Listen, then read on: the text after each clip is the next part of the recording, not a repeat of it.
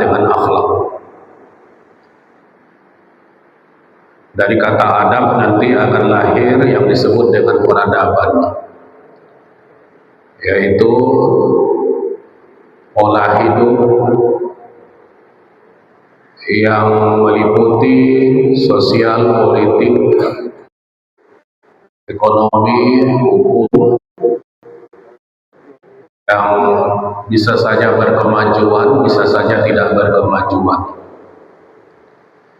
Adab sering kita dengar hadis Rasulullah SAW mengatakan, "Adabani Rabbi fa ahsana ta'dibi." Saya, kata Rasulullah, yang mendidik saya itu Tuhan saya, maka baguslah, dibaguskan Allah lah adab saya. Allah lah yang mendidik, bedalah dengan manusia yang mendidik. Makanya adab Rasulullah itu adab yang tertinggi. Berbeda dengan akhlak. Akhlak bukan hasil pendidikan. Ada yang berpendapat begitu. Yang sering kita sebut dengan akhlak itu bukan hasil dari pendidikan formal ataupun pendidikan tidak formal.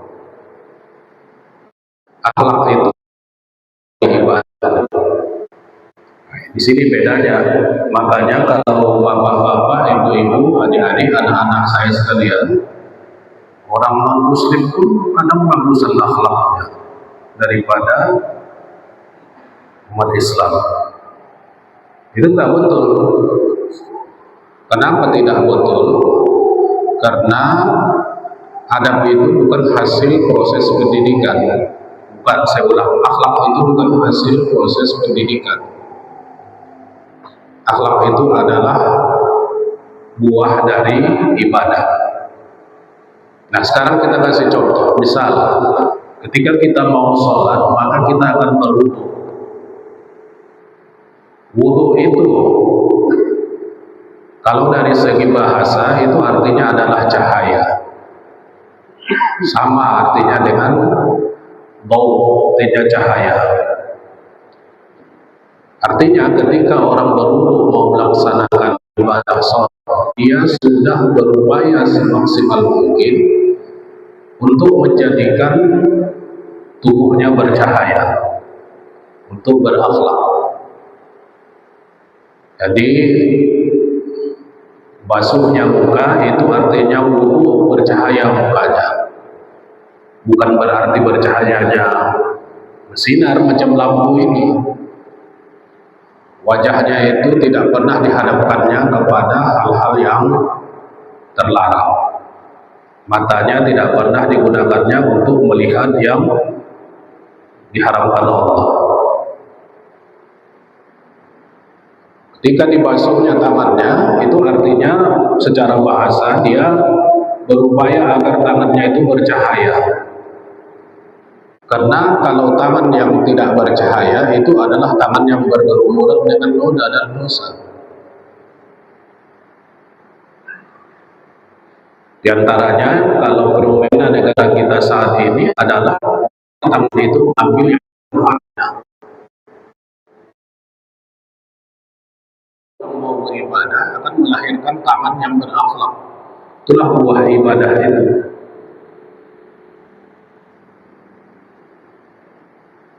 Ketika dia begitu seterusnya, mata, telinga, tangan, kaki yang dibasuh itu dengan wudu itu akan membuahkan akhlak. Kenapa? Karena seluruh anggota tubuh yang dibasuh dengan wudu itu akan memancarkan cahaya. Kenapa dia memancarkan cahaya? Karena dia tidak bergelimang dengan bintik-bintik hitam buah daripada kemaksiatan.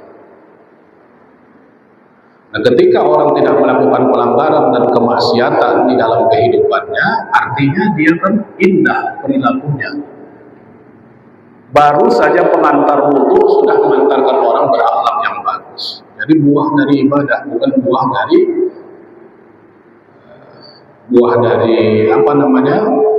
pendidikan. Bisa saja ada bapak ibu mengatakan itu orang itu yang non muslim berakhlak. Tahukah Anda bahwa dia terkontrol matanya ketika dia di rumah? Belum tentu.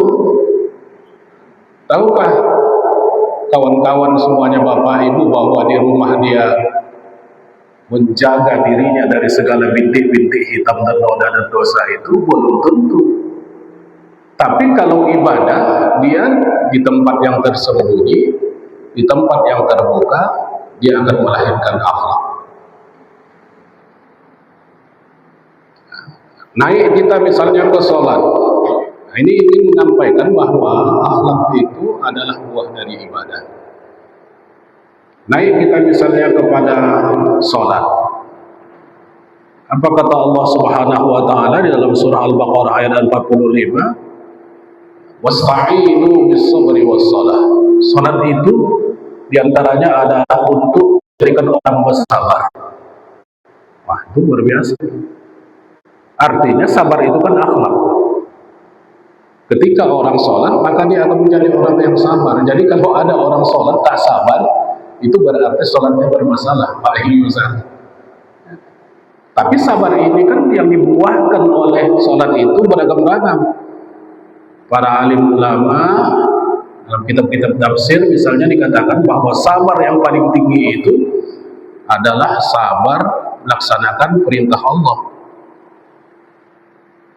Ketika orang sabar melaksanakan perintah Allah, itu sabar yang tertinggi.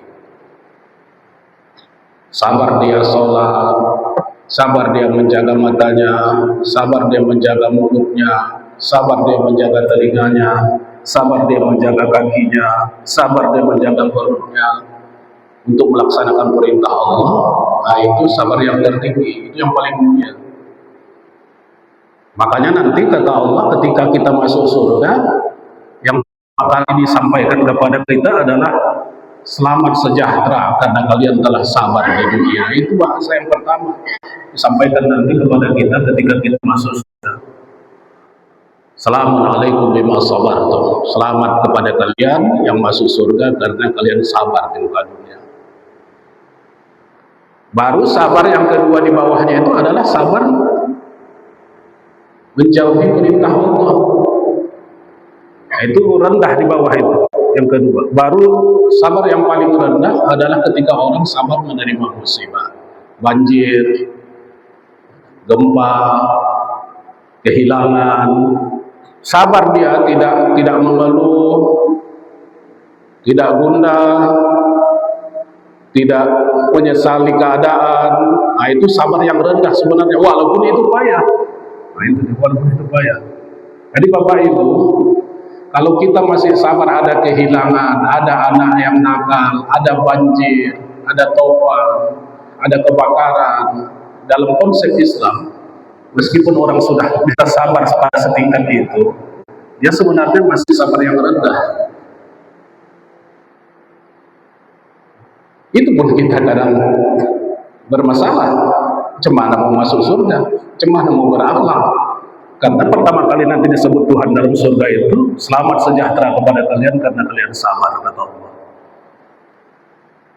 Barulah kemudian sabar yang kedua, larangan Allah, larang mencuri, larang mencerca, dilarang mengambil hak orang, dilarang untuk melakukan kemaksiatan, dilarang menyakiti tetangga, dilarang untuk berkelahi, dilarang, semua dilarang itu sabar untuk tidak melakukannya.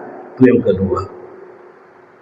Baru yang paling tinggi itu sabar melakukan sholat, sabar melaksanakan puasa, sabar melaksanakan haji, sabar melaksanakan zakat, sabar melaksanakan infak, terus dilaksanakannya. Nah, itu yang tertinggi, sabar. Cuman ingat Bapak Ibu, kata Al-Quran, Alif Lam Mim dzalikal kitabu la raiba fihi hudal lil muttaqin alladzina yu'minuna bil ghaibi wa yuqimunas shalah. Yuqimunas shalah itu bahasa Arabnya mudhari. Mudhari itu maksudnya adalah hal dan istiqbal. Jadi orang muttaqin itu bukan hanya orang yang mendirikan sholat, tapi adalah orang yang terus berupaya meningkatkan kualitas sholatnya. Itu yang menghasilkan yuqim itu fil mudhari itu berupaya terus memperbaiki sholatnya.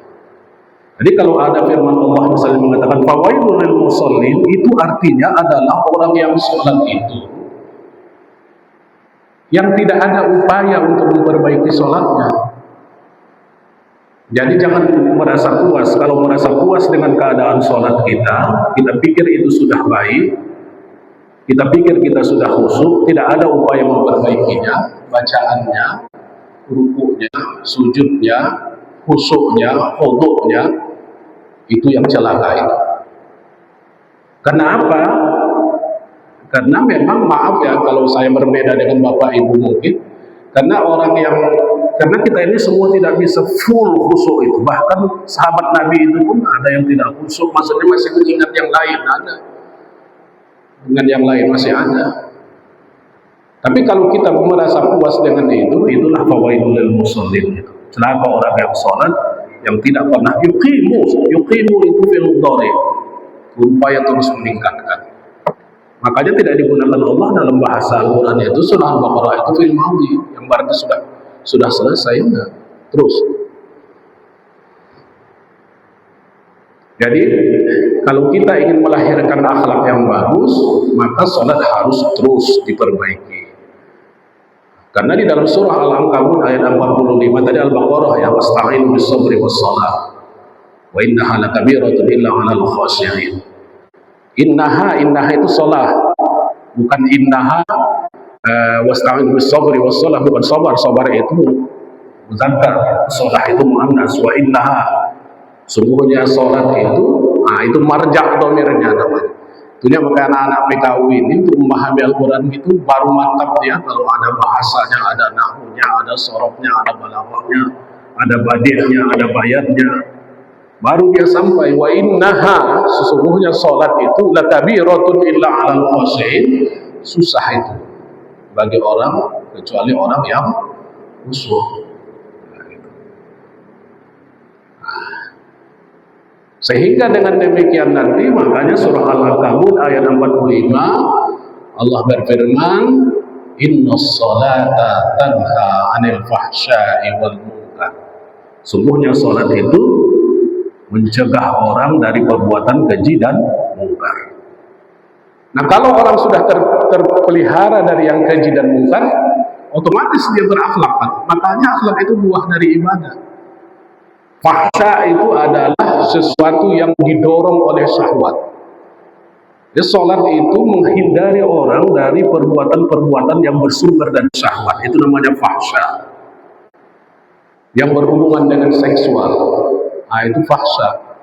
Jadi kalau masih ada orang yang mau menonton film-film porno, berarti sholatnya bermasalah. Karena apa? Karena fahsyanya tidak terkendali dari sholatnya itu. Karena dalam surah Al-Ankabut dikatakan inna sholata tanha 'anil fahsya. Fahsya itu adalah yang berhubungan dengan syahwat kelamin diantaranya. Makanya Bapak Ibu ceklah kita, cek mata kita, maaf ampun kepada Allah, cek kalau masih itu berarti bermasalah. Tinggalkan segera. Sholat tanha 'anil fahsya wal munkar. Kalau munkar itu adalah sesuatu yang diingkari. Jadi sholat akan melahirkan akhlak meninggalkan segala sesuatu yang diingkari. Ingkari oleh apa? Diingkari oleh pikiran, diingkari oleh perut, nafsu makan dan lain-lain sebagainya. Jadi Bapak Ibu hadirin sekalian, kita pindah misalnya ini sholat akan melahirkan orang yang seperti itu, orang yang bercahaya, orang yang disiplin, orang yang sabar dalam melaksanakan ibadah, orang yang terkendali anggota tubuhnya. Ayo kita pindah misalnya zakat, melahirkan akhlak tidak? Akhlak. Apa contohnya? Akhlak itu kan katakan dalam surah At-Taubah, ini ada Ustaz Badri. Dalam surah At-Taubah ayat 60 itu katakan innamas shadaqatu lil fuqara wal masakin wal 'amilina 'alaiha wal mu'allafati qulubuhum wa fi riqabi wal gharimin wa fi sabilillahi wa ibnis sabil dan seterusnya. Artinya zakat itu melahirkan orang yang peduli kepada orang lain. Coba ya. 8 kelompok itu yang peduli orang yang berzakat itu. bukan kelompok.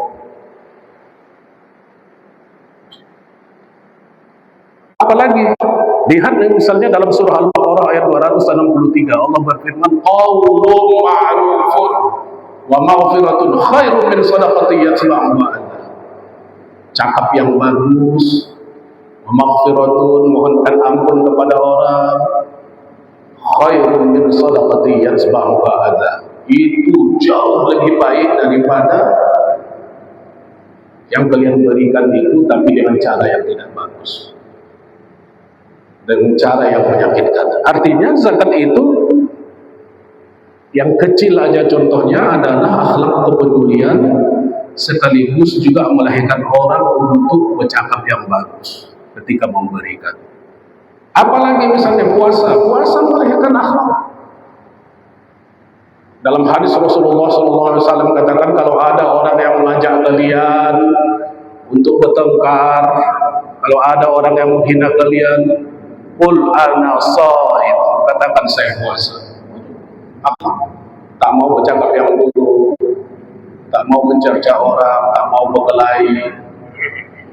Apalagi haji juga melahirkan akhlak. Apa contohnya? Surah Al-Baqarah ayat 197 Allah mengatakan faman farada fihinna al-hajja fala rafasa wala fusuqa wala jidala fil hajj. Tak boleh ada rafas yang berhubungan dengan hal-hal yang buruk terhadap perempuan, cakap tak boleh. Fusuk tidak ada, boleh lakukan dosa. Wala jidala, tak boleh ada jidal. Jidal itu kalau Bapak Ibu lihat nanti dalam kitab tafsir, maksudnya adalah orang ingin mendapatkan kebaikan dengan cara yang tidak betul. Itu namanya jidal. Jadi kalau ada orang pergi umroh, pergi haji, misalnya menolak orang, mengikut orang dengan kuat, memijak bahu orang untuk mencium Hajaratul Aswad, itu jidal. Ingin mendapatkan kebaikan dengan cara yang tidak betul. Jidal. Itu banyak terjadi ketika orang melaksanakan umroh, melaksanakan haji, banyak itu terjadi. Ingin mengambil kebaikan, pergi umroh dengan uang haram, itu jidal, termasuk jidal itu. Makanya dahulu karena saya sini ceramah subuh, saya katakan bahwa di zaman jahiliyah saja orang jahiliyah itu lebih bagus dia tawaf di selain Ka'bah tidak pakaian daripada berpakaian dari yang haram. Coba itu. Itu pernah saya sampaikan di sini.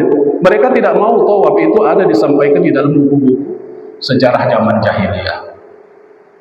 Tak mau mereka tawaf, bagus mereka tawaf telanjang daripada tawaf pakai pakaian ihram yang haram. Makanya ada yang sampai kepada kita itu dikatakan bahwa zaman jahiliyah itu tawafnya tidak berpakaian. Tapi kenapa mereka tidak berpakaian itu harus dikaji. Dan jidala fil hajj, tidak boleh berjidal, berbantah-bantahan. Kalau bahasa dalam tafsirnya, terjemahan Al-Qurannya berbantah-bantahan.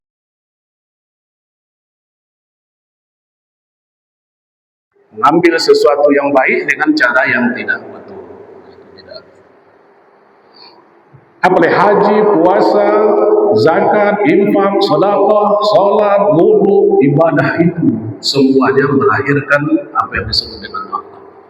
Jadi Bapak Ibu, problem kita sekarang, makanya semalam saya tertarik itu pidato Pak Presiden Prabowo ketika beliau di hari pendidikan nasional itu dia katakan memang jangan gak usah lah. Ada orang tua yang marah anaknya dimarahi dan suruh dia jumpai saya. Ada anak jenderal yang diberhentikan dari sekolah apa namanya itu yang di tentara itu Salarifin. Jadi Bapak Ibu hadirin sekalian, gimana supaya anak-anak kita ini berakhlak? Kalau konsep ini yang kita pakai, maka kuncinya adalah tingkatkan ibadah. Kita pun begitu, maaf 1000 kali maaf. Kalau mau berakhlak, ibadah jangan rendah, harus bagus. Makanya Bapak Ibu coba nanti perhatikan, ini saya buka ya bagi ustaz-ustaz, bagi adik-adik saya semua, perhatikan ya. Di dalam Al-Quran itu, as-sholah itu tulisannya begini, kita ada papan tulis. Ada yang alif, lam, shod, lam, waw, pakai tanda atas, satu, pakai tamar mutoh. Ada yang begitu tulisannya. Saya ulang, ada yang, kalau ada papan tadi ada ini, alif, lam, shod, lam, waw, di atas waw itu ada alif kecil, pakai tamar mutoh. Itu artinya semua sholat, baik sholat yang wajib maupun sholat sunnah. Makanya dalam Al-Quran inna sholata tanha 'anil fahsya'i wal munkar, sholatnya itu ditulis shod, lam, waw, alif di atas, alam, sholat wajib dan sholat sunnah. Nah kalau sholatnya ditulis alif, lam, shod, lam, bin panjang, pakai ta, begitu, ta sampan, itu artinya sholat wajib. Perhatikan nanti dalam Al-Quran ada 3 bentuk tulisan sholat. Kalau ada tulisannya sholat saja gini, alif, lam, shod, lam, tamar mutoh, tidak ada wawunya, itu namanya satu sholat. Satu sholat saja. Ketika Allah mengatakan di dalam surah Al-Ankabut, inna sholata, sungguhnya sholat itu pakai waw, pakai garis atas, pakai ta, itu artinya sholat wajib dan sholat sunat mencegah orang dari perbuatan keji dan sunat. Bukan. Makanya kalau Ustaz Hadi Hidayat bilangkan, kalau mau berakhlak, kalau mau hindar dari fahsya dan munkar, tapi ini saya pun masih berlatih diri, maka sholat sedangkan sholat 40 rakaat. Nah itu dia bahasanya begitu. Apa yang 40 rakaat itu? 40 rakaat itu adalah 17 rakaat sholat wajib tambah 10 atau 12 sholat rawatib. Apa yang sholat rawatib 12 itu? Di dalam Sahih Bukhari dikatakan yang 12 itu adalah 4 sebelum zuhur, 2 setelah zuhur, ya, 6 asar nggak ada, qabliyah dan ba'diyah nggak ada asar. Setahu saya kalau ada pun itu sholat mutlak. Baru sebelum maghrib nggak ada. Kalaupun ada itu sholat mutlak ataupun berdasarkan hadis yang umum sifatnya. Setelah maghrib 2, 8. Sebelum isya nggak ada di dalam hadis Bukhari Muslim, yang ada setelah isya 2, 10. Baru kemudian sebelum isya 12 selesai. Nah kalau nggak bisa 12, hadis riwayat Muslim 10. Apa itu? 2 sebelum zuhur, 2 setelah zuhur, 2 setelah maghrib, 2 setelah isya, 2 sebelum subuh, 10. Jadi kalau 12 tambah 17 berapa? Saya Erbil. 12 tambah 17, 29. Tambah 11 tahajud, 40. Maka orang akan menjadi orang yang berakhlak, kata beliau, dan orang akan terhindar dari fahsya wal munkar. Problemnya kan kebanyakan malas sholat rawatib, apalagi sholat tahajud. Padahal dikatakan Allah dalam Al-Quran, asa ayyab'atsaka rabbuka maqaman mahmuda, kalau engkau laksanakan tahajud itu, maka derajatmu akan naik. Siapa yang tak mau naik derajatnya? Derajatnya tinggi di sisi siapa? Di sisi Allah, di sisi manusia tinggi derajatnya. Asa ayyab'atsaka rabbuka maqaman mahmuda. Jadi Bapak Ibu hadirin sekalian, menjadi kewajiban bagi kita untuk membentuk akhlak kita, akhlak keluarga kita, dalam artian semua yang tadi itu dengan meningkatkan ibadah kepada Allah Subhanahu wa Ta'ala. Itulah kata kuncinya yang mau kita sampaikan.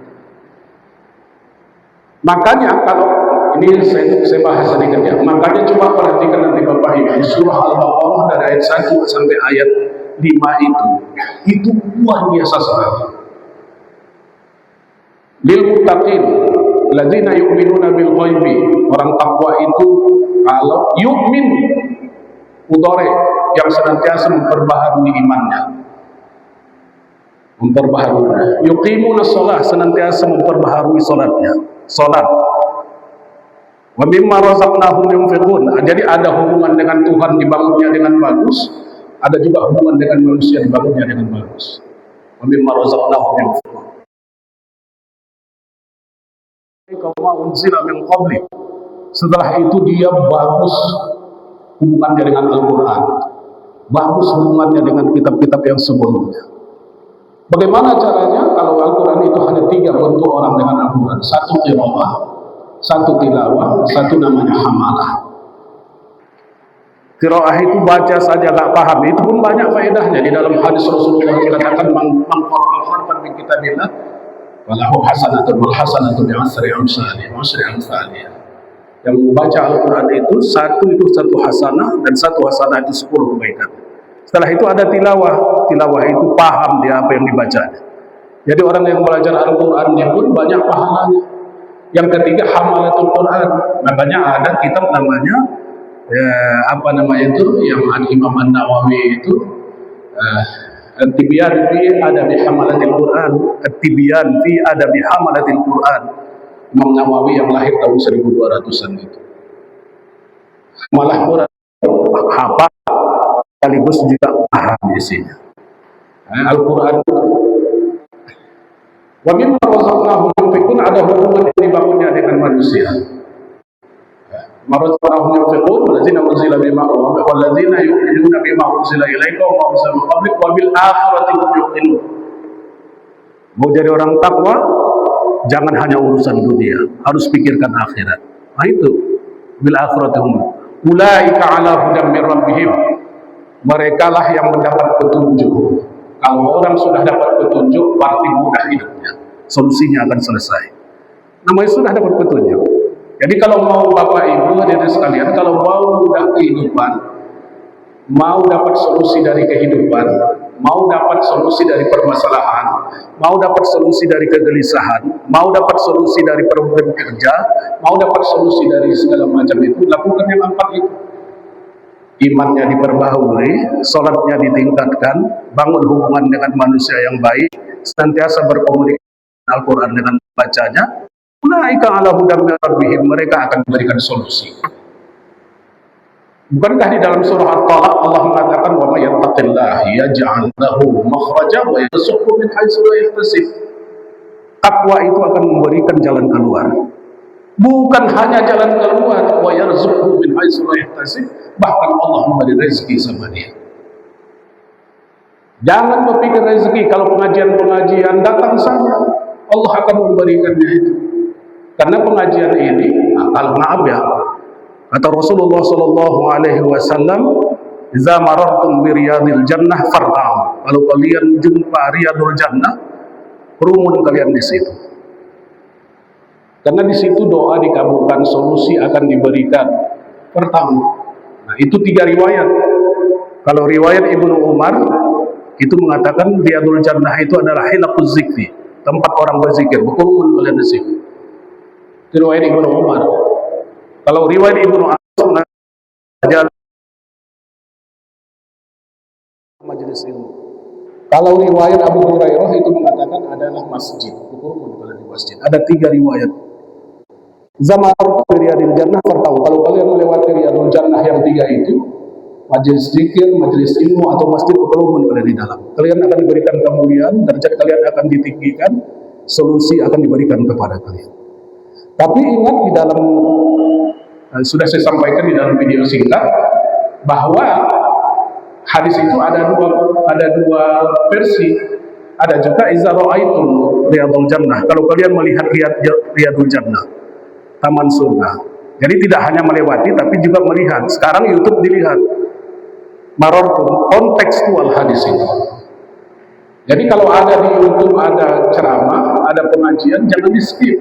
Karena kita sudah masuk di dalam hadis Rasulullah yang mengatakan idza ra'aitum riyadil jannah farta'u. Kalau kalian melihat riyadul jannah, kalian masuk ke dalamnya. Jangan di skip pengajian, apalagi pengajian Ustaz Jamil. Langsung skip, ya kan? Jangan di skip, ikuti. Itu udah riyadul jannah. Maka ketika Anda mengikutinya itu, Anda diberikan kemuliaan, Anda diberikan kemudahan, Anda diberikan solusi dengan permasalahan kalian. Khasyiathumur rahmah wa nazala alaihimus sakinah wa haffathumul malaika wa dzakarahumullahu fi man 'indah. 4 itu hadis riwayat Muslim itu. Bapak Ibu hadirin sekalian, saya ingin mengatakan problem akhlak manusia sekarang ini bermasalah. Anak-anak di sekolah bermasalah, segala macam, termasuk juga di kantor, di institusi dan segala macam ini. Maka salah satu solusi kalau teori yang melahirkan akhlak itu adalah ibadah, maka kewajiban di rumah tangga untuk mulai memantapkan ibadah anak-anak kita. Kita memantapkan untuk kembali membetulkan ibadah kita, wudhunya, sholatnya, cara rukuknya, cara takbirnya, bacanya, memahaminya, semua. Tidak ada pilihan. Jangan pernah merasa puas dengan ibadah yang kita lakukan. Fawailul lil musallin, Anda akan masuk dalam kategori celaka orang yang melaksanakan sholat. Ini satu poin yang ingin saya katakan. Berbeda dengan adab, adab itu adalah hasil dari pendidikan, peradaban. Bapak Ibu hadirin sekalian, ada namanya, maaf ini agak tinggi sedikit, ada namanya Malik bin Nabi. Malik bin Nabi ini adalah pemikir di Aljazair, Afrika Utara. Dia bilang untuk membangun sebuah peradaban butuh 3 hal. Untuk membangun sebuah peradaban, adab itu pola hidup yang maju dalam bidang pendidikan, agama, dalam bidang sosial, ekonomi, politik, hukum dan lain-lain. Ada 3 yang dia tawarkan untuk kita. Satu yang dia sebut dengan manusia. Yang kedua wilayah atau tanah. Yang ketiga adalah waktu. Kalau 4 manusia bilang ditambahnya 1 lagi agama. 4. Membangun sebuah peradaban yang maju. Kita ini sudah pernah maju, Bapak Ibu hadirin sekalian, sudah pernah maju. Itu semua kita baca. Tapi di dalam menghadapi kemajuan yang pernah ada di dunia Islam, manusia itu ada 3 bentuknya. Ada namanya al-fakhr wa tabjid, yang berbangga dengan masa lalu. Kita tidak boleh dengan itu. Itu sudah ada di dalam Islam. Kita dulu sudah maju, tidak boleh. Al-fakhr wa tabjid namanya. Jumud, bangga dengan masa lalu. Itu pesawat itu dulu dari kita. Betul, itu sejarahnya boleh untuk menjadi pelajaran bagi kita. Tapi jangan hanyut di dalam berbangga-bangga dengan masa lalu. Binjai dulu banyak ulamanya. Tak boleh, itu boleh jadi pelajaran untuk melahirkan ulama. Anak-anak kalian, anak-anak saya ini, anak PTKU ini. Boleh. Fakhr, membanggakan yang lalu. Binjai banyak ulamanya. Sekarang macam mana? Misalnya seperti itu, ya kan? Fakhr wa tamjid. Ada namanya purifikasi untuk membalikan kemajuan umat Islam di Binjai, di Indonesia, di dunia. Apa itu purifikasi? Purifikasi itu membersihkan ajaran dari khurafat, apa namanya itu, yang bid'ah segala macam. Itu yang dilakukan di Arab Saudi dahulu. Namanya gerakannya Wahabiyah. Itu yang dilakukan dulu di Pakistan, namanya Jamaah Islamiyah. Itu dahulu yang dilakukan di berbagai dunia Arab, purifikasi sampai ke Indonesia dibawa oleh Kiai Haji Ahmad Dahlan. Itu termasuk purifikasi dan dia berhasil. Tapi keberhasilannya Kiai Haji Ahmad Dahlan berbeda dengan sekarang yang kita pahami. Ahmad Dahlan melahirkan organisasi, melahirkan murid, melahirkan buku, melahirkan perkembangan sehingga sampai saat ini Indonesia mengikut Muhammadiyah hampir 50 juta orang. Purifikasi. Jadi kalau kita mau berhasil, Bapak Ibu hadirin, adik anak-anak saya semuanya, saya ingin menyampaikan orang bisa panjang umurnya itu kalau dia mempunyai 3 hal. 1, dekat dia kepada Allah, pasti. Walaupun dia tidak terkenal di bumi, bisa jadi dia terkenal di langit. Siapa namanya? Yang terkenal itu?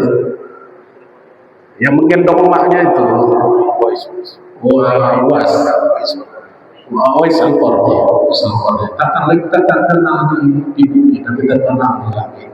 Hanya karena kebaikannya kepada orang tuanya. Wais Al-Qarni. Kita banyak yang terkenal di bumi, begitu dia hilang-hilang jangan sekenal dia. Mana tadi cerita kita? Ada manusianya. Bapak Ibu begini ya, saya ingin menyampaikan begini, ada di hadis Bukhari begini. Dalam surah Al-Maidah ayat 35 Allah bilang begini. Ya ayyuhalladzina amanu taqullaha wabtaghu ilaihi wasilah. Wasilah bukan shad ya. Wasilah sin. Ya ayyuhalladzina amanu taqullaha wabtaghu ilaihi wasilah. Sin, wasilah. Wahai orang yang beriman, Al-Maidah, nanti lihat dalam surah Al-Maidah ayat 35. Ya ayyuhalladzina amanu taqullaha wabtaghu ilaihi wasilah. Cari kalian wasilah untuk bisa dekat kepada Allah. Jadi wasilah itu ada di dalam Al-Qur'an. Ada sedikit ada yang bisa kita jadikan penghubung kita dengan Allah, itu namanya wasilah. Jadi di dalam ini pernah saya ceritakan, di dalam Sahih Bukhari itu ada dikisahkan satu kisah yang cukup menarik tentang wasilah. Apa itu? Nanti cek dalam Sahih Bukhari. Sahih Bukhari itu 97 bab. 97 bab, beberapa anak bab ya, 97 bab di dalamnya. Saya sudah cek semua bab-bab Sahih Bukhari itu. Ada bab salat. Yang pertama Badul Ilmi namanya. Badul Wahyi. Permulaan wahyu, ada ilmu, ada salat, ada taharah, ada puasa, ada zakat. Ya. Kitab hadis Jami' Sahih Bukhari. Jadi beda nanti ada kalau hadis itu, maaf Bapak Ibu ya, hadis itu ada Jami', ada Sunan, ada Musnad, ada ada beda itu. Nanti pelajarilah. Kalau Musnad itu berdasarkan riwayat, kalau Sunan itu berdasarkan bab fikih, kalau Jami' itu berdasarkan bab 97 Sahih Bukhari. Jadi dalam Sahih Bukhari ini dikatakan begini. Dulu kata Rasul, ini yang bercakap Rasulullah, cuman saya bahasakan sendiri. Dulu kata Rasulullah, ada seorang yang dia, ceritanya tiga orang melakukan perjalanan, ada hujan seperti sekarang, tiba-tiba setelah hujan mereka masuk ke dalam gua, tiba-tiba jatuh batu besar. Hadis sahih ya, bukan cerita karangan. Jatuh batu besar, tertutup pintu gua. Ketiga-tiga bisa keluar karena batunya terlalu besar. Nah, yang satu orang bilang begini, ya Allah, saya semasa hidup saya tidak pernah makan terlebih dahulu, kecuali saya memberikan makanan terlebih dahulu kepada emak dan ayah saya. Itu dia ada tergolong di dalam gua itu. Satu ketika, baca nanti, satu ketika pernah emak saya sudah tertidur. Saya tunggu sampai pagi, saya tidak makan, dan keluarga saya pun tidak makan. Begitu bangun pagi, saya kasih makanan itu ke emak dan ayah saya, baru saya makan. Ya Allah, kalau ini merupakan amal ibadahku, tolong bukakan pintu itu. Coba itu. Dia berwasilah namanya dengan amal terbaik yang pernah dia lakukan. Permasalahannya apa amal terbaik itu? Dia sudah melakukan amalan terbaik, pernah melakukan itu kepada ayah dan emaknya. Tanyalah diri kita, apa yang terbaik yang pernah kita lakukan kepada emak kita, ayah kita. Buka sedikit batu itu, hadis sahih. Yang kedua, ini menarik. Yang kedua, bilang begini, ya Allah, dulu saya punya pekerja banyak. Ada satu orang pekerja saya itu pergi, entah kemana, entah bilang, alamatnya pun nggak tahu. Ada gajinya 1 bulan tak diambilnya. Kemudian Tuhan, gajinya yang sebulan itu saya berikan binatang hewan, ternak. Sekarang sudah banyak. Kalau sekarang kira-kira cuma bisa dijalin. Tinggal pekerja gaji 1 bulan dikembangkan oleh pemilik perusahaan menjadi ternak yang banyak. Tiba-tiba yang pergi tadi balik datang lagi minta, Mungkin dia butuh, Tuhan, gaji saya satu bulan itu bintang, saya perlu uang. Kata Tuhannya itu, gaji sebulan itu, ternak-ternak yang sudah banyak itu.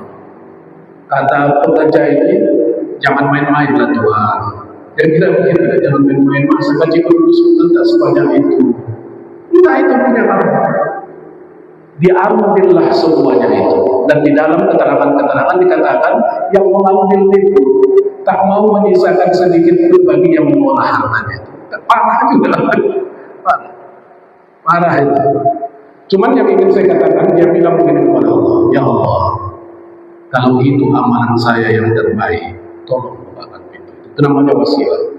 Makanya ada wasilah itu dalam Islam. Nah sekarang permasalahannya sama kita, sama masyarakat, jangankan hak orang, jangankan yang seperti itu mau dikembangkan, hak orang pun diambil. Itulah namanya korupsi. Masalah negara kita, masalah besar. Ada bandara yang tak ada pengawasnya, kalau foto itu nggak tahu dah, segala macam itu, ya kan? Karena mungkin mencari keuntungan, tapi jangan dikembangkan ini. Tak boleh kita masuk ke sini, jangan, nanti berbahaya. Nah yang ketiga, maksud saya ini jadi pengajaran bagi kita, bagi orang tua, bagi harta yang dititipkan sama kita. Baru yang ketiga, Bapak Ibu, dia bilang begini, ya Allah, dulu ada anak paman saya, maaf ya, ada anak paman saya perempuan.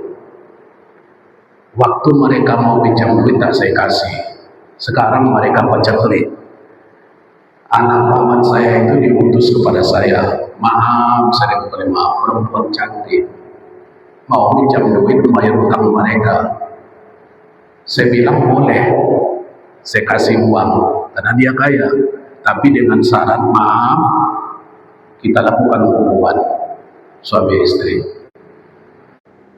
Dan perempuan itu mau, karena dia terlilit utang, ayahnya terlilit utang. Perhatikan, seorang anak siap menggadaikan dirinya untuk orang tuanya. Tapi begitu peristiwa itu mau terjadi, kata si perempuan ini kepada laki-laki itu, ittaqillah, takwalah kepada Allah. Si laki-laki itu pergi, dia serahkan uang itu, bayar utang bapakmu. Dia tidak lagi melakukan itu, hubungan itu. Dia bilang kepada Allah, ya Allah, kalau ini amalan saya yang terbaik, bukakan pintu. Itu cerita Rasulullah ya, bukan cerita saya yang tiga itu. Bukalah pintu itu. Itulah wasilah itu. Artinya Bapak Ibu, di dalam kehidupan ini perlu amalan kita yang terbaik. Apa amalan kita yang terbaik yang bisa nanti diterima Allah ketika kita berhadapan dengan Dia? Tadi itu ada orang yang amalan terbaiknya sama orang tuanya, ada kita cemana, misalnya. Maksud saya, ada orang yang terbaik amalnya melakukan harta dikelolanya harta orang dengan baik, tidak mengambil hak orang. Ada. Kita bagaimana? Anda bagaimana? Bapak Ibu bagaimana? Ada orang yang tak mau terlibat dengan porno, aksi pornografi, zina, segala macam. Lantas masyarakat bagaimana? Apa amalan terbaik kita? Karena itu Bapak Ibu, pengajian subuh kita ini pertama tadi saya katakan bentuk akhlak keluarga kita dengan ibadah. Kedua, lakukan amal yang terbaik yang bisa mengantarkan kita kepada keridhaan Allah Subhanahu wa taala. Pilih salah satu. Kalau salat wajib itu sudah pasti. Pilih salah satu. Apa pilih salah satunya? Anda zikir setiap hari, amalkan istiqomah. Apa zikirnya? La ilaha illallah, la ilaha illallah 100 kali, amalkan itu terus menerus. Insya Allah nanti itu setahun, 2 tahun, 3 tahun, 4 tahun, 10 tahun belum Anda rasakan, tapi ketika berhadapan dengan Allah ada nanti yang menyampaikan itu, dia itu si Azmi itu zikirnya, ya Allah hari ini masuklah dia ke dalam surga. Pilih. Anda suka dengan harta, pilih satu. Setiap hari saya harus mengasih 5.000 rupiah. Pilih. Jangan nggak ada, nggak boleh nggak ada, Bapak Ibu. Kita ini semua ada amalan kita pasti, tapi konsisten dengan itu. Pak Soeharno, saya Pak Soeharno ini di PTKU, maaf Pak Soeharno ya, saya selalu membaca di PTKU dari pagi sampai sore sekarang. Kadang Pak Soeharno selalu antar ke saya, bola, pisang, bukan untuk maaf, maaf. Ada amalan terbaik kita. Itu yang membuat kita nanti mulia di sisi Allah SWT. Dua, lagi setengah tujuh kita berhenti ya, 15 menit lagi, 1 jam. Ketiga, tadi kata Malik bin Nabi, untuk membangun peradaban itu ada 3. Satu adalah manusianya manusia yang berkualitas. Kalau kita tarik ke Indonesia sekarang jumlah penduduknya hampir 300 juta, terbesar keempat di dunia setelah India, Cina, Amerika, Italia. Artinya kalau kita ingin membangun peradaban yang besar kembali di Indonesia ini, sumber daya kita cukup.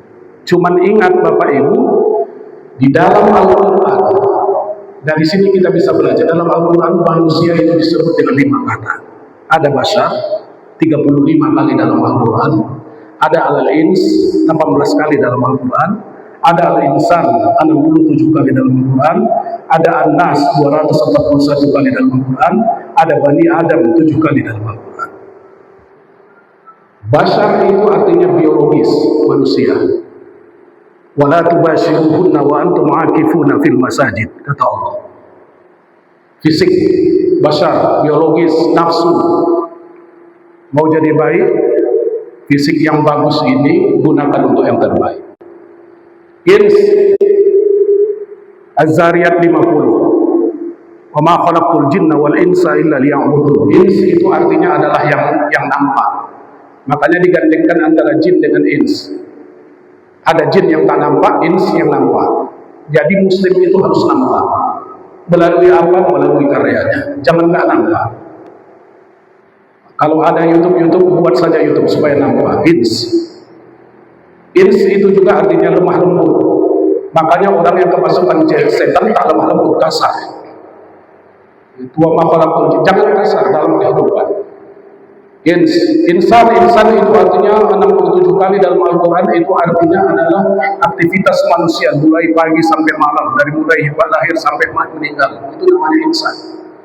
Laqad khalaqnal insana fi ahsani taqwim, At-Tin ayat 4. Laqad khalaqnal insana fi ahsani taqwim. Kita ini yang terbagus sudah bentuk ini, jangan menjadi tidak yang terbagus, mesti yang terbagus dalam kehidupan kita. Terbagus dalam ilmu, terbagus dalam ibadah, terbagus dalam pergaulan, terbagus dalam semuanya. Ini teori ya, meskipun ini saya pun masih terus berupaya untuk itu. An-Nas itu 241 kali dalam Al-Quran, itu artinya makhluk sosial.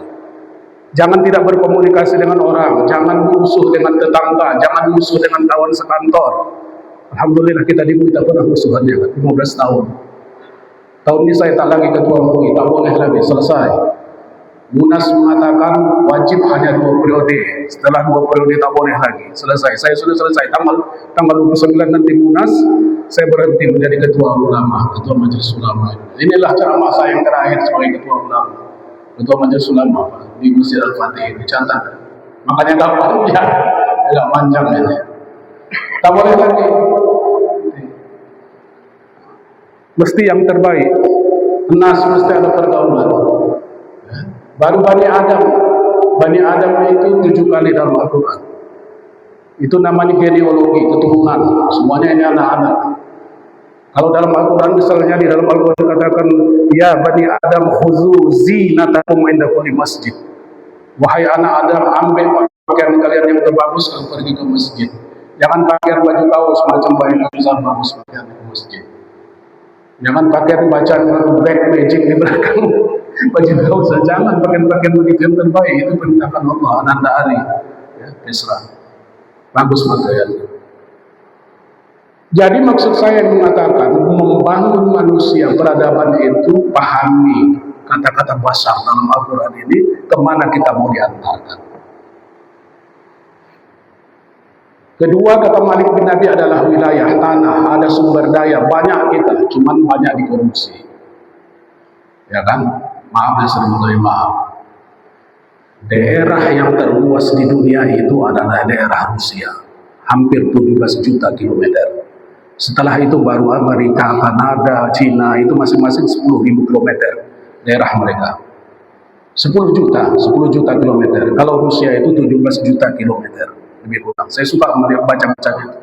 Indonesia itu termasuk 10 besar terbawah, di atas 10 dia, luas daerahnya. Kalau daratannya lebih kurang 1.900 kilometer, dengan lautannya lebih kurang 5 juta kilometer. Indonesia itu berada di urutan 10.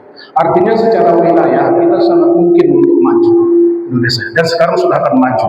Kalau saya lihat di bawah kepemimpinan Prabowo, meskipun bukan karena saya tapi saya melihat ada seperti itu wilayah. Wa idh qala rabbuka lil malaikati inni ja'ilun fil ardi khalifah. Al-Baqarah ayat 30. Allah mengatakan saya menjadikan ja'il itu berbeda dengan khalaqa dalam Al-Quran. Kalau khalaqa, Allah menggunakan kata khalaqa ingin menunjukkan kehebatan Allah. Tapi kalau Allah mengatakan ja'ala, itu artinya kemanfaatan. Ya kan? Wa ja'ala bainakum mawaddatan wa rahmah. Tak dikatakan Allah wa khalaqa minkum mawaddah wa rahmah. Karena apa? Karena itu yang ditonjolkan Allah adalah kemanfaatan. Artinya ketika Allah ingin mengatakan kepada malaikat saya menciptakan khalifah, itu yang ingin ditunjukkan Allah, kalian harus bermanfaat untuk orang lain, baru bisa maju. Khairun nas anfa'uhum linnas. Sebaik-baik manusia adalah orang yang bermanfaat bagi manusia yang lain. Kemanfaatan. Jangan tidak bermanfaat. Walaupun sepatah kata-kata lagu ordas Melayu. Walaupun tidak setengah tahun, kalau tak sembah bukan itu maksud saya.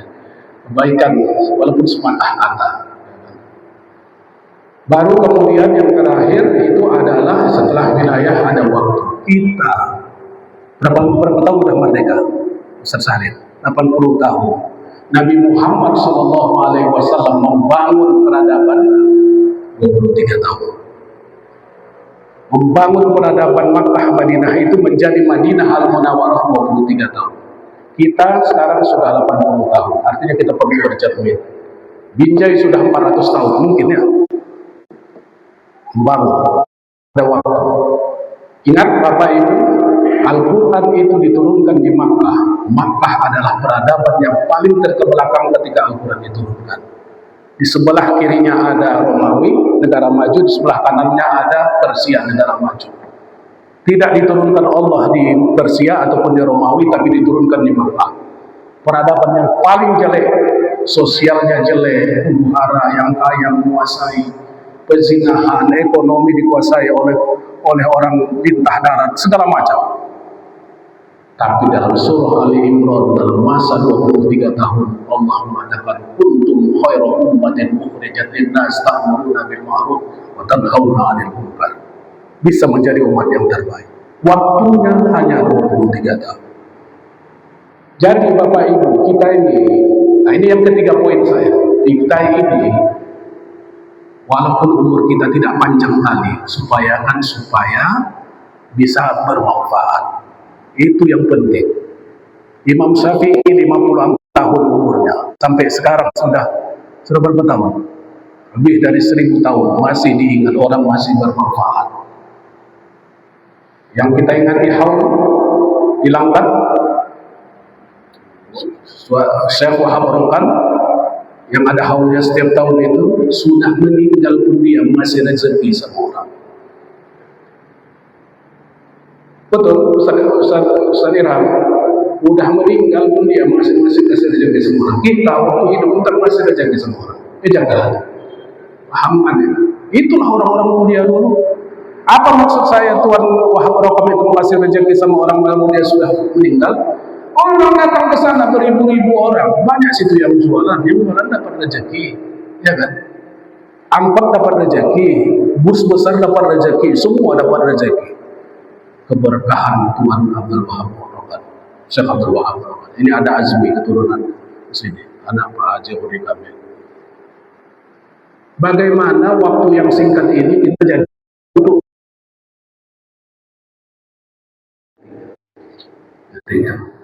Imam Syafi'i 54 tahun, Imam Nawawi 45 tahun, melahirkan karya yang luar biasa. Ada Al-Majmu' Syarah Muhazzab, buat jilid.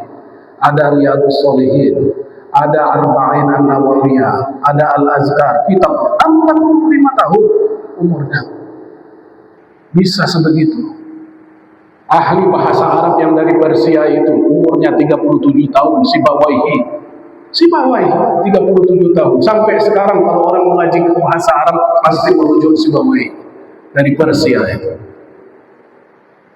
Jadi maksud saya, yang ketiga, marilah Bapak Ibu kita gunakan diri kita ini yang bermanfaat. Memang kata Rasulullah SAW dalam hadis, ya, yang terbaik khairun nas man qala umruhu wa sunah. Panjang umurnya, baik amalnya. Memang itu yang terbaik. Tapi kalau tidak panjang umur, ya, tapi kemanfaatan banyak, panjang umurnya. Ya, lihat nanti surah An-Nisa 69 sampai 170. ولا تحسبن الذين قتلوا في سبيل الله أمواتا بل أحياء عند ربهم يرزقون فرحين بما آتاهم الله من فضله ويستبشرون بالذين لم يلحقوا بهم من خلفهم ألا خوف عليهم ولا هم يحزنون. Lihat dalam surah An-Nisa itu, jangan kalian pikir mereka itu mati. Bal ahya. Wala tahsabanna alladzina qutilu fi sabilillahi amwata bal ahya'un 'inda rabbihim yurzaqun. Mereka diberi rezeki, farihina bima atahumullah, mereka gembira di dalam kubur. Wa yastabshiruna bil ladzina la yalhaqu bihim min khalfihim alla khaufun 'alaihim wa lahum yahzanun. Mereka ingin menyampaikan, hai kalian semua yang di dunia di sini enak, buah dari amalan kami. Jadi kemanfaatan perlu kita lakukan. Bapak Ibu, untuk kemanfaatan ini kita pegang surah Al-Asr. Wal asri, mengatakan wal asri innal insana lafi khusr illa alladzina amanu wa amilus shalihat. Asr itu buka kitab tafsir banyak. Jangan dikatakan bahwa asr itu sama dengan asar, juga arti maksudnya adalah memeras. Orang kalau mau sukses peras tenaga sampai cucur keringat bekerja. Jangan pernah lalai. Itu buat orang berhasil. Kalau tidak akan merugi. Kalau Pak Quraisy Shihab di dalam tafsirnya mengatakan wal asr, biasanya orang akan menyesal kalau sudah dekat waktu ajal. Karena asar itu dekat maghrib. Nah, itu dekat maghrib, di situ orang mau menyadari hasil kerjanya. Illa ladzina amanu wa amilus shalihat wa tawasaw. Itu yang ketiga, kita beri habis waktunya. Yang terakhir nanti lihat dalam surah Al-Baqarah ayat 151, ini kita jadikan pegangan. A'udzu billahi minasyaitonir rajim. Kama arsalna fikum rasulan minkum yatlu 'alaikum ayatina wa yuzakkikum wa yu'allimukumul kitaba wal hikmah wa yu'allimukum ma lam takunu ta'lamun. Itu sebenarnya Bapak Ibu, itu Allah menjelaskan doa Nabi Ibrahim, meminta agar dilahirkan di dunia ini ada sosok yang bisa membangun dunia. 29 generasi sebelumnya Nabi Ibrahim. Lihat 129 Al-Baqarah. Dikabulkan Allah permintaan Nabi Ibrahim 4, dikabulkan Allah 5 untuk membangun umat. Apa itu? Yang pertama kata Allah, yatslu alaihim ayat. Yatslu alaikum ayatina. Yang pertama, pahami kalian Al-Quran itu, baca itu, pelajari itu, jadikan dia menjadi panduan hidup kalian. Kalian akan jaya. Itu saja. Pahami, yatlu alaikum ayatina wa yuzakkikum. Kedua, bersihkan kalian hati. Jangan berpenyakit, jangan sombong, jangan takabur, jangan ria, jangan dengki, jangan susah dengan kesenangan orang lain, senang dengan kesusahan orang lain, jangan. Wa yuzakkikum wa yu'allimukumul kitab. Pelajari dalam, luas, penelitian. Yu'allimukumul kitab wal hikmah, tapi juga kalian harus hikmah, ada bijaksana. Baru yang terakhir kata Allah, wa yu'allimukum ma lam takunu ta'lamun, nanti Allah akan ajari kamu apa yang kamu tidak tahu. Kalau sudah Allah mengajari, tak melalui lagi hasil pembacaan kita, tidak melalui hasil pengajian, tapi melalui ajaran Allah langsung kepada kita. 5 hal ini boleh kita jadikan rujukan untuk membangun Binjai, membangun Sumatera Utara, dan membangun Indonesia. Bapak Ibu hadirin sekalian, saya ingin menegaskan kembali, pertama, mari kita bangun akhlak bangsa kita di rumah kita dengan ibadah, dengan segala pengertiannya. Kedua, ambil amalan yang terbaik yang pernah bisa kita lakukan untuk kebaikan kita, keluarga kita. Yang ketiga adalah bahwa kita perlu ada manusia yang terbaik, ada waktu, ada tempat, ada juga pembersihan hati, dan lain-lain sebagainya. Bapak Ibu hadirin sekalian, saya untuk sukses rumusnya gini. Sukses hidup, rumusnya satu, iman. Sudah iman, itu rumus pasti. Di mana-mana dalam Al-Quran pasti dimulai dengan iman. Iman kuatkan, setelah iman ada ilmu, belajar, hadir muzakarah, hadir di kelas, hadir di pengajian, hadir di seminar. Ilmu, itu yang kedua, sudah sukses. Yang ketiga setelah ilmu, amal soleh. Jangan berilmu tak amal soleh.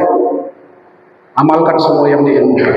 Atau di dalam Al-Quran dikatakan hasanah. Hasanah itu adalah buah dari ihsan. Ketika orang bekerja karena Allah, ya, entahudallah karena tarahu fa illam takun tarahu fa innahu yaraka. Ketika orang beribadah karena Allah, dia akan menghasilkan hasanah. Ihsan itu adalah ketika orang beribadah karena Allah, hasilnya hasanah. Beramal soleh. Apa amal solehnya? Semua yang kita katakan tadi. Di antaranya, baru setelah itu akan lahir takwa. Setelah lahir takwa, Anda akan diberikan kemudahan, Anda akan diberi petunjuk, Anda akan diberikan kebahagiaan, Anda akan diberikan keselamatan dunia dan akhirat. Itu rumus yang bisa kita pegang. Iman, ilmu, amal soleh, takwa. Setelah itu Anda akan bahagia, Anda akan selamat, Anda akan diberikan solusi di dalam kehidupan. Bapak Ibu hadirin sekalian, persis 1 jam lebih sedikit. Mudah-mudahan ceramah subuh ini, mudah-mudahan ini, sekali lagi ini ceramah saya terakhir di Masjid Al-Fatih sebagai Ketua Majelis Ulama Indonesia Kota Binjai. Mungkin nanti di dalam sudah ada yang tidak ketemu lagi. Saya mohon maaf selama memimpin MUI lebih kurang 15 tahun. 15 tahun saya memimpin MUI dari 2010 sampai 2025. Ada yang tidak bisa saya laksanakan dengan baik, ada mungkin yang tidak cocok dan lain-lain sebagainya. Mohon saya diberi kemaafan. Mudah-mudahan kita semua dimuliakan Allah, ditempatkan Allah di surganya selama kita dunia akhirat. Terima kasih kepada semuanya yang berhadir dalam tausiah kita pagi ini. Assalamualaikum warahmatullahi wabarakatuh. Sebelum assalamualaikum warahmatullahi wabarakatuh. Berdoa kepada Allah Subhanahu wa taala. Bismillahirrahmanirrahim. Alhamdulillahirabbil alamin. Wassalatu wassalamu ala sayyidina Muhammadin wa ala alihi wa sahbihi ajma'in. Allahumma inna nas'aluka min khairin ma sa'alaka minhu nabiyyuka Muhammad sallallahu alaihi wasallam wa na'udzubika min syarri ma sta'adha minhu nabiyyuka Muhammad sallallahu alaihi wasallam wa antal musta'an wa alaikal balagh. ولا حول ولا قوة إلا بالله العلي العظيم. اللهم افتح لنا أبواب الخير وأبواب البركة وأبواب النعمة وأبواب الرزق وأبواب القوة وأبواب الصحة وأبواب السلامة وأبواب العافية وأبواب الجنة يا رب العالمين. اللهم عافنا من كل بلاء الدنيا وعذاب الآخرة. اللهم اختم لنا بحسن الخاتمة ولا تختم علينا بسوء الخاتمة. ربنا آتنا في الدنيا حسنة وفي الآخرة حسنة وقنا عذاب النار والحمد لله رب العالمين والسلام عليكم ورحمة الله wabarakatuh.